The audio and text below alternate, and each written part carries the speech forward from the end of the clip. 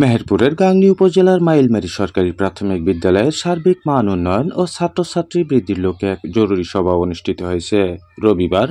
19 জানুয়ারি বেলা 11টার দিকে মাইলমারী সরকারি প্রাথমিক বিদ্যালয়ের অফিস কক্ষে সভা অনুষ্ঠিত হয়। মাইলমারী সরকারি প্রাথমিক বিদ্যালয়ে আয়োজিত জরুরি সভায় সভাপতিত্ব করেন বীর মুক্তিযোদ্ধা ও বিশিষ্ট সমাজসেবক আব্দুর রশিদ।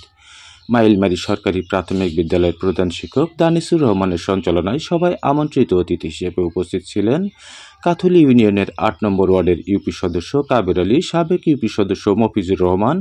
বিশিষ্ট সমাজসেবক কারি মহিরুদ্দিন, আরেফিন ইসলাম ও গাংনী রিপোর্টার্স ক্লাবের সিনিয়র সহসভাপতি মাজিদ আল মামুন। এ সময় অন্যান্যর মধ্যে বাবলুর রহমান, হাসান আলী, মাসুদ রানা মিল্টন, সহকারী শিক্ষক হাফিজুর রহমান, রফিকুল ইসলাম, রাবিয়া খাতুন, উম্মে জোবাইদা কুলসুম, রুবি নাসরিন,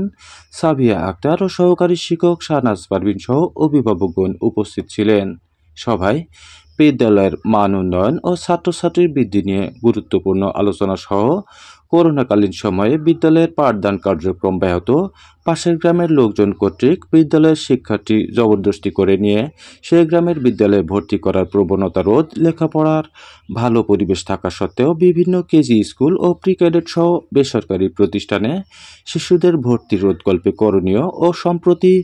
বিদ্যালয়ের কক্ষের তালা ভেঙে পরিবেশ নোংরা করা সহ বিভিন্ন বিষয় নিয়ে আলোচনা ও এর সমাধান নিয়ে বক্তব্য রাখা হয়। একই সময়ে সকল সমস্যার সমাধান সহ আগামীতে বিদ্যালয়ের লেখাপড়ার আরও মান উন্নয়নের প্রতিশ্রুতি দিয়ে প্রধান শিক্ষক দানিসুর রহমান সকল সচেতন অভিভাবকদের দৃষ্টি আকর্ষণ করে